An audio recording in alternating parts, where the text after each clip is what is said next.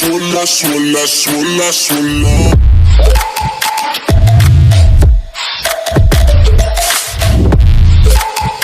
नमस्ते।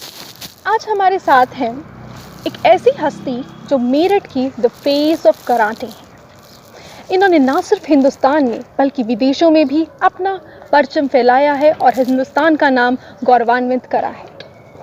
इन्होंने लड़कियों के लिए 1000 से भी ज़्यादा सेल्फ डिफेंस की टेक्निक्स और कैंप्स ऑर्गेनाइज करे हैं, जिसमें इन्होंने तरह तरीके की अवेयरनेस भी फैलाई है। इनको माननीय लोगों से सम्मानित किया गया है।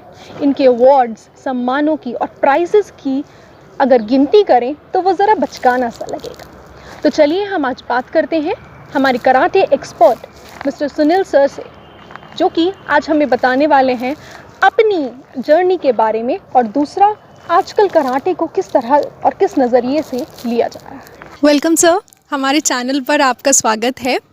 तो सर, आप कितने समय से यहाँ इस कराटे से जुड़े हुए हैं? मैं 1990 से कराटे कर रहा हूँ कंटिन्यू, और मैं अपने गुरुजनों का भी धन्यवाद करना चाहता हूँ जिन्होंने मुझे यहाँ तक पहुँचाया। और जब से मैं 90 से ही कंटिन्यू कर रहा हूँ और साथ में 95 से सिखा रहा हूँ। तो सर एक बात बताइए, कराटे आप उस समय से कर रहे हैं जब आपने शायद कोई हम में से किसी बहुत सारे लोगों को पता भी नहीं था कराटे क्या है, तो वो क्या वजह रही जिसकी वजह से आपने कराटे को चुना? जब मैं कराटे करने की सोची मैंने, तो मेरे से पहले मेरे बड़े भाई कराटे करते थे। मैं उन्हें देख के उनके साथ साथ जाता था और धीरे धीरे से मैं गेम की तरह लेना चाहता था। लेकिन बाद में मैंने देखा कि बड़ा अत्याचार होता है, सीधेपन में जाते हैं, कॉलेज जाते हैं, लड़के लोग छेड़छाड़ करते हैं, कभी पेन ले लेते थे, कभी कुछ करते, ग्रुप बना के छेड़ते थे, परेशान करते थे। फिर मैंने सोचा क्यों ना यार कराटे सीखा जाए, अपनी सेफ्टी की जाए। तो इसी सोच को लेके मैंने धीरे धीरे कराटे किया। लेकिन फिर मेरे विचार बना कि यार कराटे से तो कंपटीशन में बाहर भी जा सकते हैं, घूमने भी जाते हैं और देश के लिए भी करते हैं, आते हैं, जीत के आते हैं, स्कूलों में, कॉलेजों में, घर में बड़ा सम्मान मिलता है। तो इस सोच को लेके मैंने कराटे स्टार्ट किया। अक्सर ऐसा होता है कि हमारे जो डिसीजंस होते हैं, हमारे जितने भी हमने जो भी डिसीजन लिया है, तो उसमें हमें कुछ लोग प्रोत्साहन करते हैं और कुछ लोग क्रिटिसिज्म करते हैं। तो ऐसा क्या हुआ आपकी ज़िंदगी में, और आप अपने आप को ऐसे कैसे पॉजिटिव रखते हैं, कैसे उस क्रिटिसिज्म को हैंडल करते हैं आप? देखिए, हम कोई भी वर्क कर रहे हैं उसके अंदर हमेशा दो तरह के लोग हमेशा मिलते हैं। एक आपको बढ़ावा देते हैं, एक आपको डाउन करते हैं। ऐसे ही मेरी लाइफ में कराटे में, जब मैं कराटे सीखने जाता था तो मेरे फैमिली में, मेरे रिश्तेदारी में, मेरे यार दोस्त भी कहते क्या है कराटे में, मारदार करेगा और कुछ नहीं करेगा। लेकिन मुझे लगता था इस कराटे में बहुत कुछ है, मान है, सम्मान है, हम किसी की हेल्प भी कर सकते हैं, आगे जाके देश विदेश में जाके अपना नाम भी रोशन कर सकते हैं। तो मैंने उस चीज़ पर सुना ही नहीं। मैंने अपना टारगेट बनाया कि मुझे करना है। मैं जिद्दी था कि मुझे कराटे ही करना है, कराटे से ही अपनी लाइफ बदलना है और लोगों की लाइफ बदलनी है। तो मेरा टारगेट कराटे रहा। और मैंने कभी उन लोगों पे ना, मैं यही कहूँगा कि उन किसी को ध्यान देना भी नहीं चाहिए कि कोई ऐसा जो आपको डाउन कर रहा है। आप अपने आप पे कॉन्फिडेंस रखिए और आगे बढ़ते जाइए। जैसे कि मैं आगे बढ़ता जा रहा हूँ, 90 से मैं कराटे कर रहा हूँ और आज तक मैं करता जा रहा हूँ और पूरी ज़िंदगी कराटे करता रहूँगा। ये बात बहुत अच्छी सुनी है मैंने एक जगह लिखी हुई कि अगर आपके क्रिटिसिज्म या क्रिटिसाइजर्स आपके आलोचक बढ़ रहे हैं तो मतलब आप तरक्की किस तरफ जा रहे हैं। तो सर, क्या आप जब लड़के को या लड़की को जब ट्रेनिंग देते हैं, जब उन्हें तैयार करते हैं, तो क्या कुछ अलग नज़रिए से तैयारी होती है या फिर उनको सेम ट्रेनिंग मिलती है? देखिए, जो हम कराटे सिखाते हैं, हम इस सोच में नहीं रखते कि वो लड़की को सिखा रहे हैं, लड़के को सिखा रहे हैं। दोनों को ट्रेनिंग एक सी दी जाती है, क्योंकि कॉम्पिटिशन्स में दोनों एक साथ खेलते हैं, कुछ करते हैं। बस लड़कियों को जो समझाया था कि सेल्फ डिफेंस पे आप ध्यान दीजिए कि कोई आपके साथ ऐसे कर रहा है, कोई ऐसे कर रहा है, तो आप कैसे अपने आप को बचाव करेंगे, और अपने अंदर हमेशा कॉन्फिडेंस रखिए। बाकी कोई ट्रेनिंग में ऐसे चेंजिंग नहीं होती। जो लड़कों को दी जाती है वही लड़कियों को दी जाती है, क्योंकि ये भेदभाव तो बंद हो चुका है कि लड़कों को अलग और लड़कियों को अलग। तो फिर हम कराटे में कैसे भेदभाव रखें? जो कंपटीशन लड़के खेलते हैं वही कंपटीशन लड़कियां खेलती हैं, जो मेडल लड़के जीतते हैं वही लड़कियां जीतते हैं। तो दोनों की एक सी ट्रेनिंग होती है। ये जो पेंडेमिक आया कोविड-19 में, तो आपको क्या लगता है, बहुत हमारे स्पोर्ट्स ऐसे हो गए हैं जिसकी वजह से जो रुक गए हैं, हमारी हेल्थ पर बहुत असर पड़ा है। आपको क्या लगता है कि पेंडेमिक की वजह से स्पोर्ट्स पर क्या असर पड़ा? सबसे ज़्यादा देखिए जो फ़र्क पड़ा वो गेम पे पड़ा है। खिलाड़ी अभी तक भी खेलने नहीं पा रहे हैं, अपनी प्रैक्टिस नहीं कर रहे हैं। जबकि 1 महीने भी यदि ट्रेनिंग छूट जाए तो हम लोगों की ट्रेनिंग बिल्कुल वीक हो जाती है, और अब तो 1 साल हुआ जा रहा है और धीरे धीरे खिलाड़ियों का जो उत्साह था वो डाउन होता जा रहा है। अब धीरे धीरे ये खिलाड़ियों में उत्साह आ रहा है। फिर देखिए, और यदि हम कोचों की बात करें तो उनका तो रोज़गार यही था, रोज़गार ही बंद हो गया है, जिससे वो परेशान हो रहे हैं और अपने आप में संघर्ष कर रहे हैं, और उनके साथ साथ उनके परिवार भी संघर्ष कर रहे हैं। तो इस काल में सबसे ज़्यादा जो फ़र्क पड़ा वो गेम पे पड़ा है, खिलाड़ियों पे पड़ा है और कोचों पे पड़ा है। अच्छा सर, जैसे आप जानते हैं, मतलब हम सभी जानते हैं ये कि कराटे उतना पॉपुलर नहीं रहा है। जैसे कि आपने देखा है और गेमों को फंड्स मिल जाते हैं, आराम से पॉपुलैरिटी मिल जाती है, नाम मिलने लगता है, तो उनकी तरफ जो बच्चे हैं, जो खिलाड़ी हैं, वो आकर्षित भी होते हैं। ठीक है, तो आप कराटे को कैसे ऐसे रखते हैं कि बच्चा थोड़ा सा आकर्षित हो, उसको लगे कि हाँ कराटे भी करना चाहिए, हमें फ़ंड मिलेगा, यहाँ पर भी स्कोप है? देखिए, यदि हम ये देखें कि दूसरे गेम के मुताबिक हमारे गेम में क्या है कि सबसे बड़ी चीज़ फंड नहीं होता है, हमारे अंदर एक जज्बा होना चाहिए।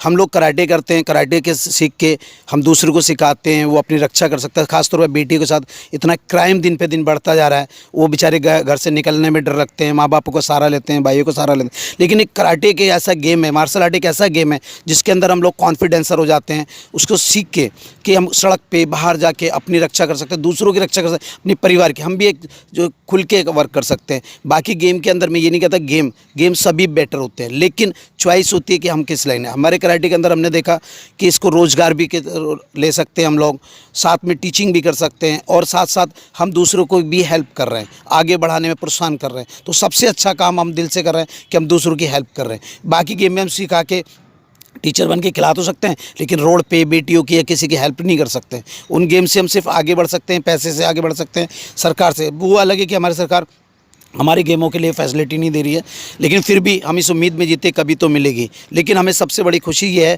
कि हम बेटियों की हेल्प कर रहे हैं, जो कि हमारे जन्म देती हैं, आगे जाके हमें पाल पोषण करती हैं, और आज उन्हीं के साथ जब अत्याचार होता है तो सबसे ज़्यादा हम ही लोग रोते हैं। तो हमें सबसे बड़ा गर्व कराटे वालों को अपने ऊपर होता है कि हमने उनको इस सेल्फ डिफेंस सिखा के उनका मनोबल बढ़ाया, उनको अंदर कॉन्फिडेंस लेकर आए। आज वो जवाब दे रही हैं, और आज देखिए कराटे के क्या लड़कियाँ कहाँ से कहाँ पहुँच गई हैं। तो ये तो थी बात कि आजकल का समाज कैसा चल रहा है, समाज कराटे को कैसे लेके चल रहा है।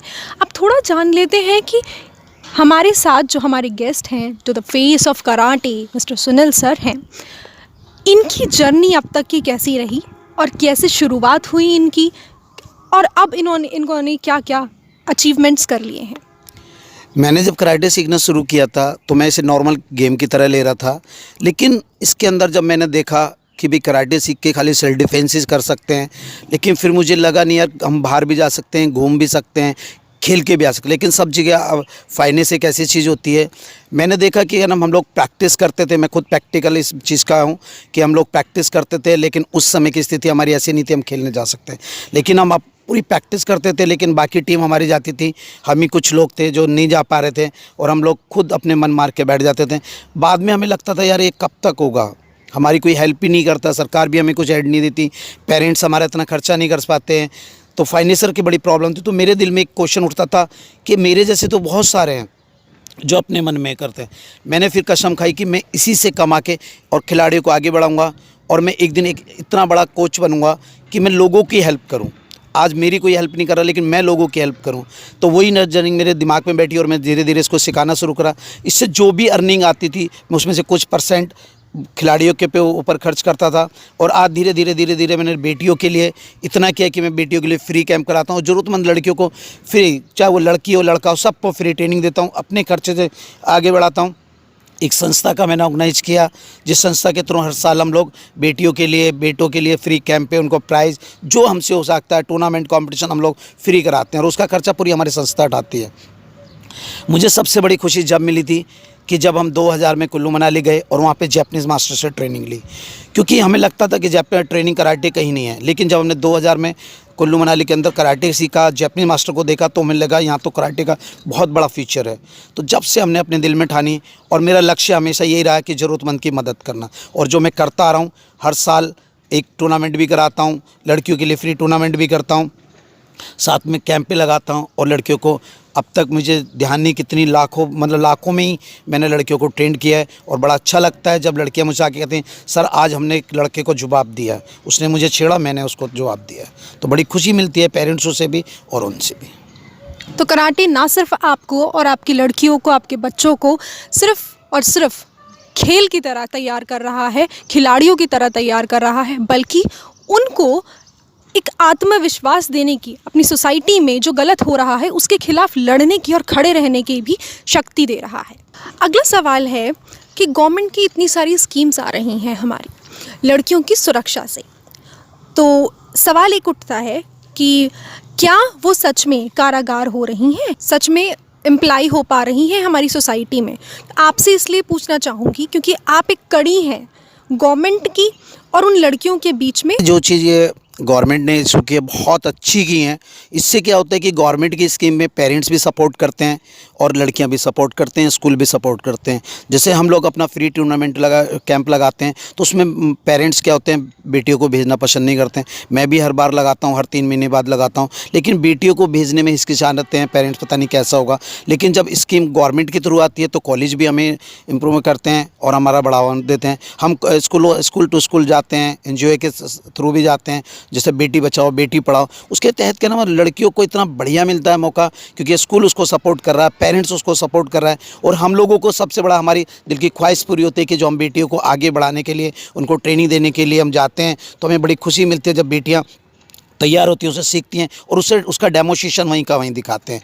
तो ये बिल्कुल सच है और बहुत अच्छी स्कीमें हैं जो नई नई आती हैं, जिसमें हमें जोड़ा जाता है और हम खुद जुड़ते हैं। हमारे दिल की ख्वाहिश है कि बेटियों के लिए हम कुछ करें, तो वो ख्वाहिश हमारी वहाँ जाके पूरी होती है जब सरकार की स्कीम के साथ साथ हम लोग खुद भी वर्क करते हैं और बेटियाँ सीख के उसका खूब इंजॉय भी करती हैं और अपना सेल्फ डिफेंस भी करती हैं।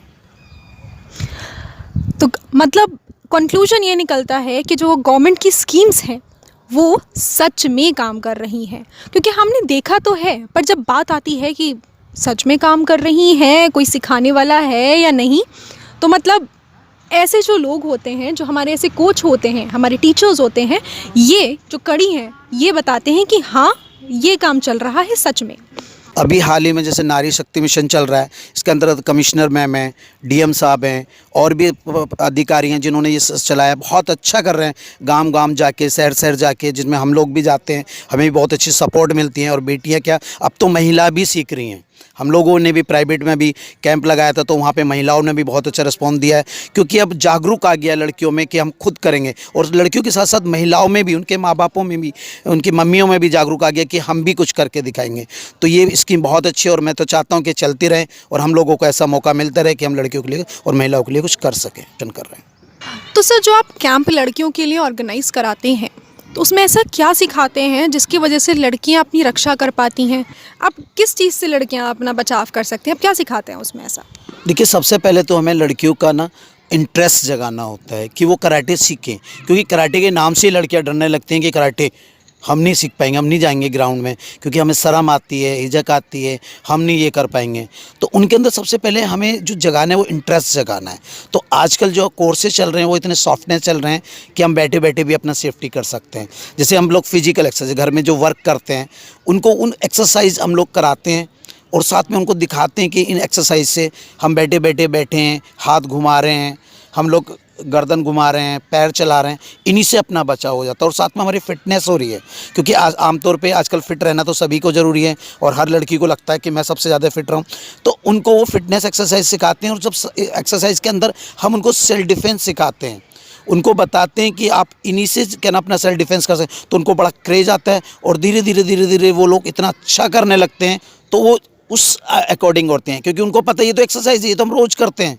जैसे अब उनको हम बताते हैं कि आप अपने बॉडी के किन किन पार्टों पे वार कर सकते हैं और किन किन चीज़ को हथियार में, जैसे हम उनको समझाते हैं कि आप जो हेयर पिन लगाते हैं ये भी एक हथियार है, पेन लेके चलते हैं वो भी एक हथियार से, हम लोग बैग लेके चल रहे हैं वो भी हथियार है, हमारे नेल्स बड़े हुए हैं वो भी हथियार है। हम इन चीज़ों का कैसे इस्तेमाल करेंगे, मोबाइल है, जैसे कि आमतौर पे सभी मोबाइल चलाते हैं तो मोबाइल भी एक हथियार से, इन्हीं चीज़ों से हम लोग अपना बचाव कर सकते हैं। जब उनको लगता है इन चीज़ों से बचाव हो सकता है, ये ऐसे करने से, एक्सरसाइज करने से हम फिट रहने के साथ साथ अपना डिफेंस कर सकते हैं। तो बहुत इंटरेस्ट लेती हैं और बहुत अच्छा करती हैं और उसका रिजल्ट भी आता है, और जो कि मैं हर ट्रेनिंग में दिखाता हूँ और मैं जो आमतौर पे जितने कैंप में जाता हूँ सब में यही सिखाता हूँ और बहुत अच्छा रिजल्ट आता है। और इसका सराहना अधिकारी लोगों ने भी किया है, कमिश्नर मैम और डीएम साहब ने मुझे सम्मानित किया था अभी हाल ही में नारी शक्ति मिशन के अंतर्गत। और जो मैं एनजीओ के साथ भी करता हूँ, बिटिया फाउंडेशन के साथ भी वर्क करता हूँ, उन्हीं के साथ ये वर्क चलता है, क्योंकि मुझे बड़ी खुशी मिलती है जब मैं बेटियों के लिए जाने निःशुल्क जाता हूँ सिखाने, तो बहुत अच्छा लगता है मुझे। और मैं चाहता हूँ, हर कोच से भी रिक्वेस्ट करता हूँ कि जाएँ और इसको ज़्यादा से ज़्यादा कला को सिखाएँ और बेटियों को सुरक्षा बनाएँ। हमारा समाज, हमारे धर्म हमेशा हमें ये सिखाते हैं कि शस्त्र की भी एक अपनी ही गरिमा होती है, और शस्त्र ही हमें एक ऐसा कॉन्फिडेंस देता है कि हम हमेशा सुरक्षित महसूस करते हैं। लेकिन क्या ये सच में संभव है कि हम हमेशा शस्त्र लेकर चलें? नहीं। तो हमारे जो कराटे है, जैसे कि सर ने बताया कि कराटे इज़ बेसिकली योर खाली हाथ एक युद्ध कला, जिसमें कि आप ऐसे शस्त्र लेकर अपने साथ, रोज़ के ऐसे शस्त्र लेकर अपने साथ चल सकते हैं, जैसे आपका पर्स, हेयर पिन, पैन, जो दूसरा इंसान सोच भी नहीं सकता, आप उन्हें अपने शस्त्र बना रहे हैं। और यही चीज़ यहाँ हम कराटे में सीख रहे हैं कि कैसे हम एक नॉर्मल पेन से लिखने वाली चीज़ को, कहते हैं कि कलम एक बहुत बड़ा शस्त्र होता है, वो ना सिर्फ आपको यहाँ पर हम लिखने में हेल्पफुल है, आपका शस्त्र की तरह आप इस्तेमाल कर सकते हैं, पर अपनी सुरक्षा के लिए भी इस्तेमाल कर सकते हैं। कैसे? ये कैंप्स में हमारे सर सिखाते हैं। तो सर, इस बार आप बोलना चाहेंगे like, share and subscribe to our channel.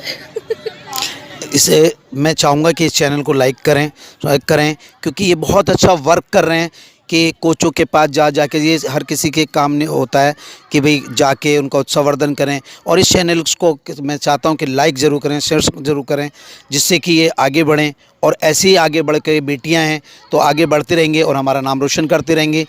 Thank you so much sir. So आप लोगों को ये याद रखना है कि चैनल को आपको लाइक, शेयर, सब्सक्राइब करना है, और प्लीज़ कमेंट करें नीचे कि आप कैसे और कौन सा शस्त्र अपना इस्तेमाल करने वाले हैं अगली बार, अगर आपको जवाब देना हो किसी नकारात्मक सोच को हमारे समाज की। और अगर आप चाहते हैं कि सर से बात करना, तो भी आप नीचे कमेंट करके बता सकते हैं।